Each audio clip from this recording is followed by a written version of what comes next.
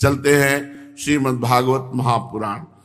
प्रसंग चल रहा है, उद्धव जी कई महीना रुके ब्रज में।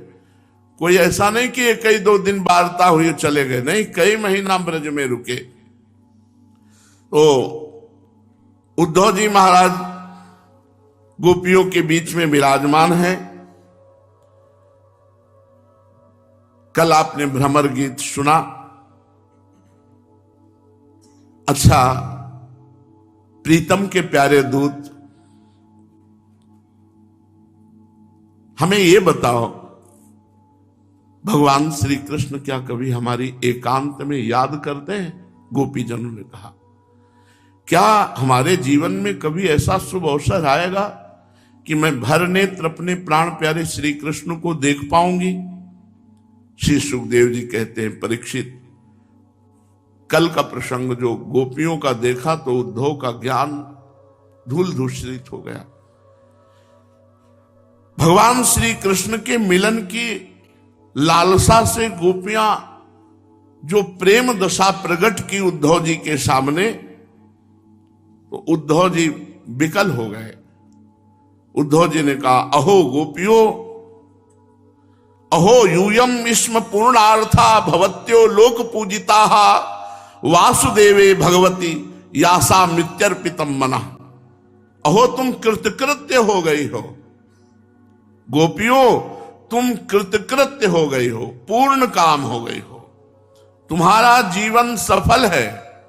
हे देवियों, तुम सारे संसार के लिए परम पूजनीय हो गई हो, क्योंकि तुम लोगों ने इस प्रकार भगवान श्री कृष्ण को अपना हृदय, अपना सर्वस्व समर्पित कर दिया है।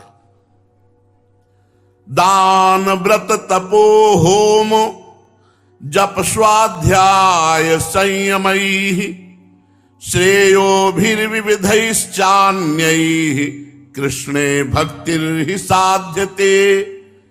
दान, व्रत, तपस्या, होम, जप, वेदाध्ययन, ध्यान, धारणा, समाधि और कल्याण के अन्य विविध साधनों के द्वारा भगवान की भक्ति प्राप्त हो, यही प्रयत्न किया जाना चाहिए।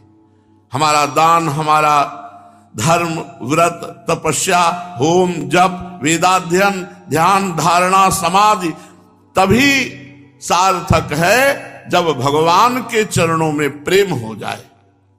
ये बड़े सौभाग्य की बात है। हे गोपीजनों, तुम्हें पवित्र कीर्ति भगवान श्री कृष्ण के प्रति वह सर्वोत्तम प्रेम लक्षणा भक्ति प्राप्त हो गई है जो बड़े बड़े ऋषि मुनियों के लिए अत्यंत दुर्लभ है। तुम पूरे जगत की आदर्श हो। उद्धव जी क्या कह रहे? पूरे जगत की आदर्श हो। तुम्हें वो स्थिति प्राप्त है जो बड़े बड़े ऋषि मुनियों के लिए भी अत्यंत दुर्लभ है। सचमुच सचमुच ये कितने सौभाग्य की बात है कि तुमने अपने पुत्र, पति, देह, स्वजन और घरों को छोड़कर भगवान श्री कृष्ण से प्रेम किया, जो सबके परम पति हैं, पति के रूप में वर्ण किया। जो सबके परम पति हैं, उनको पति के रूप में वर्ण किया। धन्य है तुम्हारा जीवन। दिष्ट्या पुत्रान पतीन देहान स्वजनान भवनानि च हित्वा व्रणीत यूयम यत् कृष्णाख्यम पुरुषम परम। हे गोपीजनों, अभी अभी तुम लोगों का वो भाव मेरे सामने प्रकट हुआ। ये मेरे ऊपर तुम्हारी बड़ी कृपा है देवियों, बड़ी दया की जो मैं तुम्हारी स्थिति को देख पाया। मैं अपने स्वामी श्री कृष्ण का गुप्त काम करने वाला दूत हूं। तुम्हारे प्रीतम भगवान श्री कृष्ण ने तुम लोगों के परम सुख देने के लिए ये प्रिय संदेश भेजा है। वो संदेश मैं तुम्हें सुना रहा हूं। अभी तक तो आप उपदेश कर रहे थे, अब भगवान ने जो उपदेश किया वो बता रहे। भगवान श्री कृष्ण ने कहा, भवती नाम वियोगो में न ही सर्वात्मना क्वचित यथा भूतानि भूते सुखम वायग्निर्जलम मही तथा हम च मनः प्राण भूतेन्द्रिय गुणाश्रय।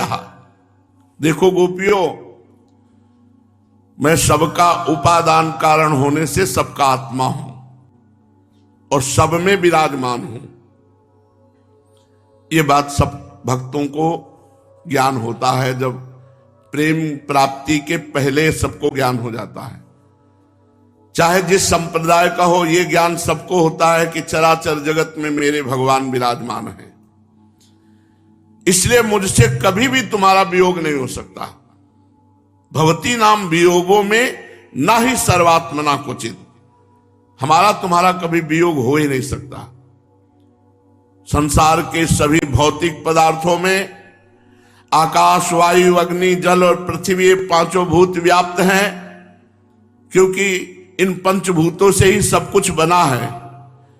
ये पंचभूत ही वस्तुओं के रूप में है। वैसे ही मैं, ध्यान दो, भगवान श्री कृष्ण कहते हैं जैसे जितने पदार्थ, व्यक्ति, जड़, चैतन्य, जो भी ये शरीर, ये सब पंचभूतों से बने हैं। पंचभूत उनमें व्याप्त हैं, अर्थात पंचभूतों से ही बने। ऐसे ही मैं, मन, ये मन श्री कृष्ण है, प्राण श्री कृष्ण है, पंचभूत श्री कृष्ण है, इंद्रियां श्री कृष्ण है, और इंद्रियों के विषयों का आश्रय वो भी श्री कृष्ण है। वे मुझ में है, मैं उनमें हूं, और सच पूछो तो केवल मैं ही मैं हूं। ये शुद्ध ज्ञान।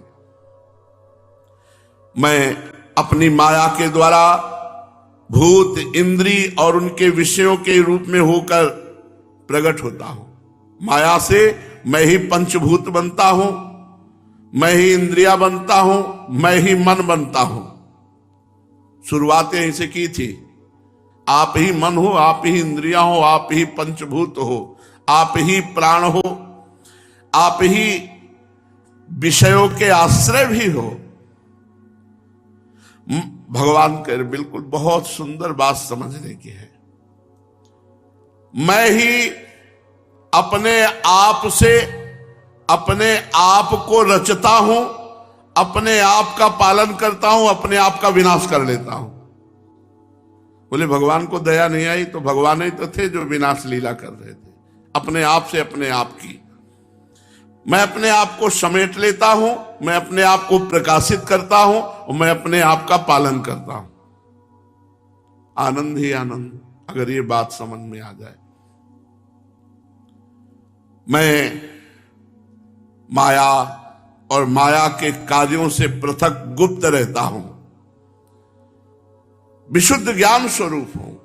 माया जड़ प्रकृति है। जीव तथा अपने ही अवांतर भेदों से रहित सर्वथा शुद्ध हो। कोई भी गुण आत्मा का स्पर्श नहीं कर सकते।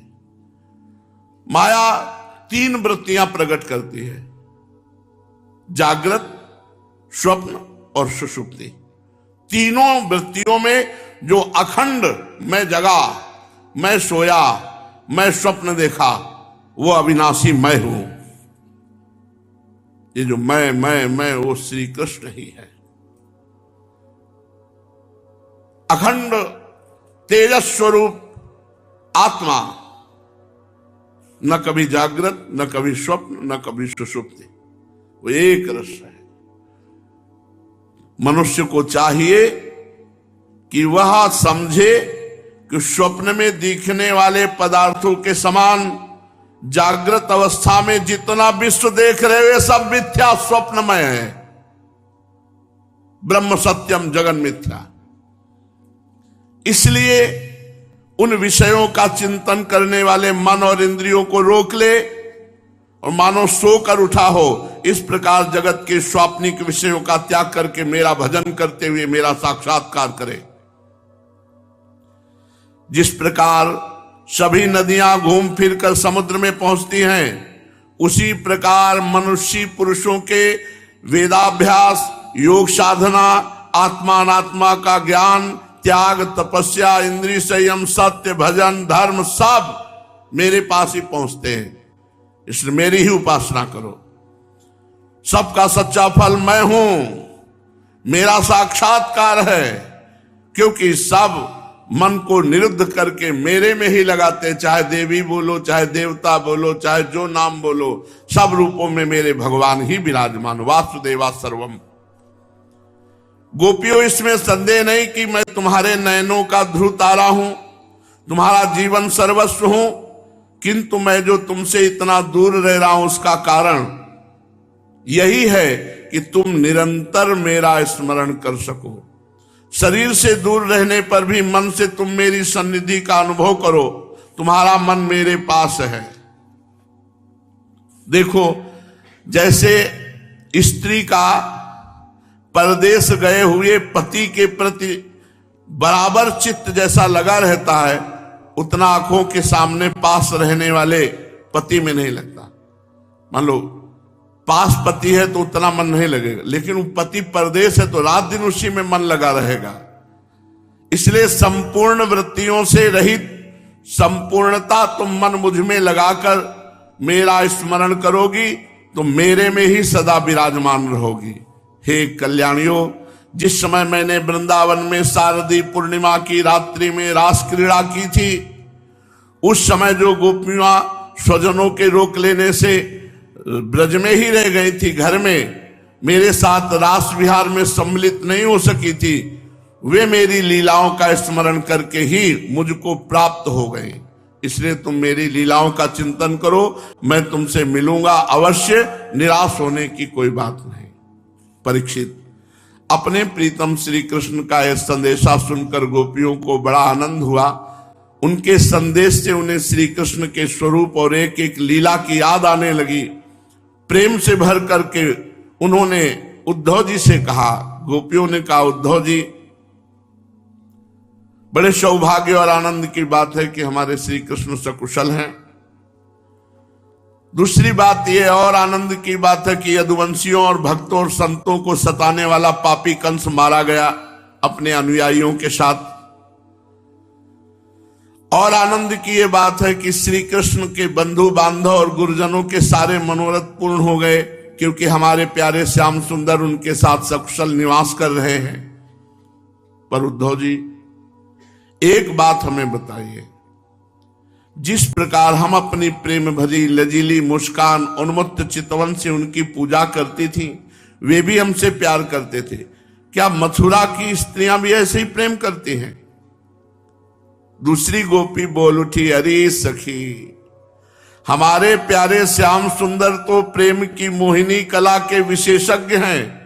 सभी श्रेष्ठ स्त्रियां उनसे प्यार करती हैं, फिर भला मथुरा की स्त्रियां, अरे मीठी मीठी बातें, हाव भाव और चितवन से सब रीझ गई होंगी श्री कृष्ण पर। तो अगली गोपी बोली, अरे सखी, ये बताओ, इनसे पूछो कि जब नगर नारियों की मंडली में कोई बात चलती है तो हमारे प्यारे स्वच्छंद रूप से बिना किसी संकोच के प्रेम की बातें करने लगते हैं। क्या कभी प्रसंगवश हम गंवार ग्वालिनों की भी याद करते हैं श्री कृष्ण?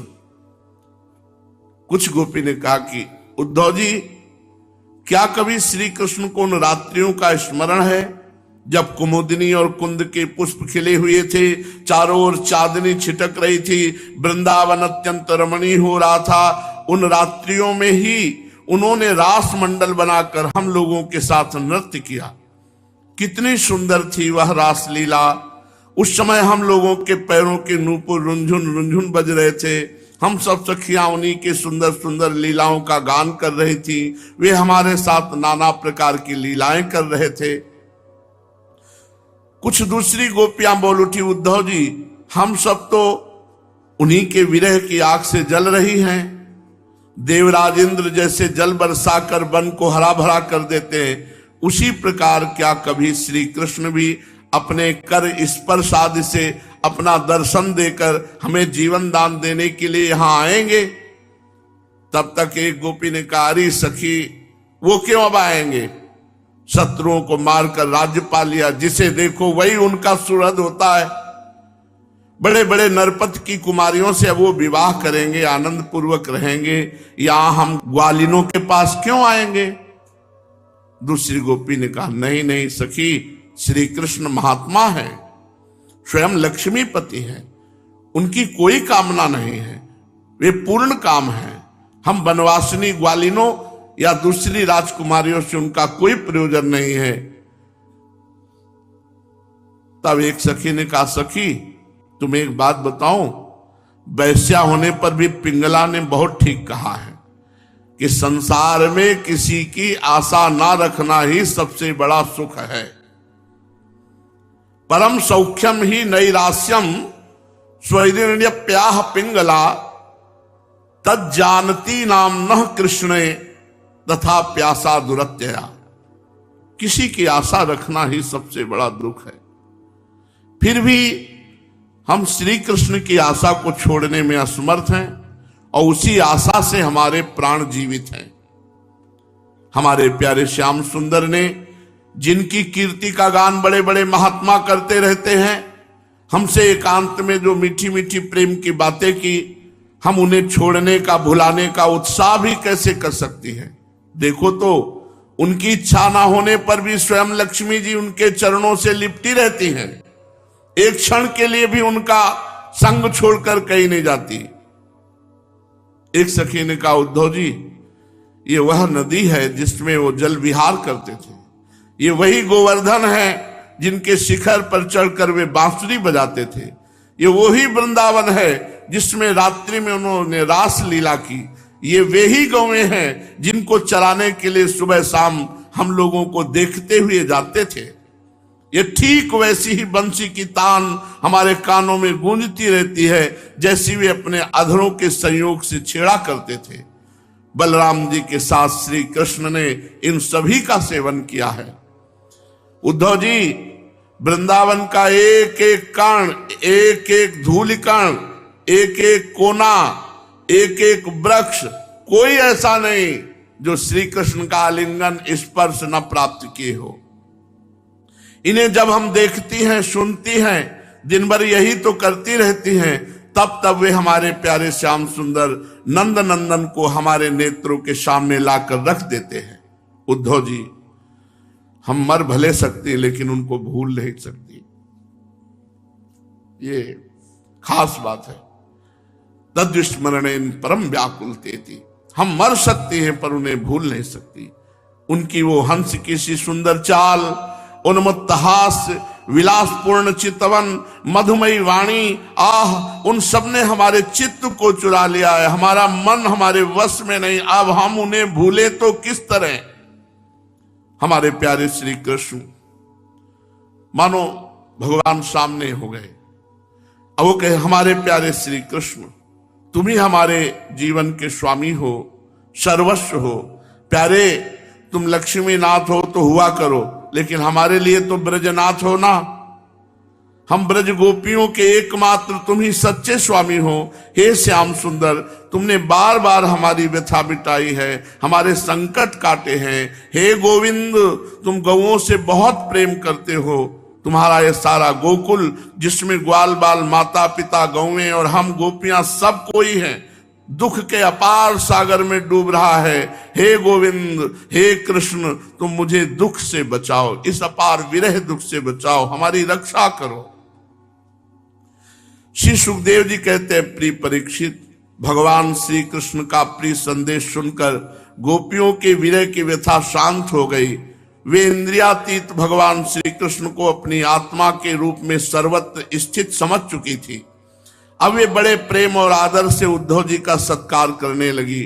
उद्धव जी गोपियों की विरह व्यथा मिटाने के लिए कई महीने तक ब्रज में रहे और भगवान श्री कृष्ण की अनेक लीलाएं पूछ पूछ कर, यहां भगवान ने क्या किया, यहां भगवान ने क्या किया, ऐसे लीलाएं सुन सुन करके गोपियों को भी आनंद मगन करते। और उद्धव जी नंद बाबा के ब्रज में जितने दिनों तक उद्धव रहे उतने दिनों तक भगवान श्री कृष्ण की लीला की चर्चा होते रहने के कारण ब्रजवासियों को ऐसा जान पड़ा कि उद्धव जी को आए तो अभी एक ही क्षण हुआ है। भगवान के परम प्रेमी भक्त उद्धव जी यमुना के तट पर, वृंदावन, गिरिराज की घाटी और कुंज निकुंजों में गोपियों के साथ बैठकर खूब भगवत चर्चा करते, भगवान श्री कृष्ण की लीला के स्मरण में तन्मय रहते। भगवान श्री कृष्ण के प्रेम में विकल होकर के गोपिकाओं की जो स्थितियां उद्धव जी के सामने प्रकट हुई, उद्धव जी ने उन स्थितियों को देख करके गोपियों के चरणों में साष्टांग दंडवत बार बार नमस्कार और कहने लगे कि इस पृथ्वी पर केवल गोपियों का शरीर धारण करना धन्य हो गया, क्योंकि सर्वात्मा श्री कृष्ण में ऐसे दिव्य प्रेम, ऐसी महाभावमय स्थिति, प्रेम की ये ऊंची से ऊंची स्थिति गोपी जनों को प्राप्त हुई। ये मुमुक्षु जनों को भी नहीं प्राप्त हुई, बड़े बड़े मुनियों को प्राप्त नहीं हुई, मुक्त पुरुषों को प्राप्त नहीं हुई। उद्धव जी कहते हैं ये स्थिति हम भक्तजनों के लिए भी वांछनीय है, हमें इसकी प्राप्ति नहीं हो सकी। बड़े बड़े यज्ञ करने का क्या फल, कुलीनता का क्या फल, दुजाति का क्या फल, संस्कार का क्या फल, भगवान में प्रेम हो जाना। इसलिए भगवान की चर्चा से भगवान में प्रेम होता है। मैं अनेक कल्पों तक बार बार ब्रह्मा नहीं बनना चाहता, लेकिन इन ब्रजवासियों के बीच में रहना चाहता हूं, क्योंकि इनके चरण धूलि पड़े और इनके बीच में बैठकर भगवत चर्चा करने को मिले। शेष चर्चा आगे से। राधा वल्लभ लाल की।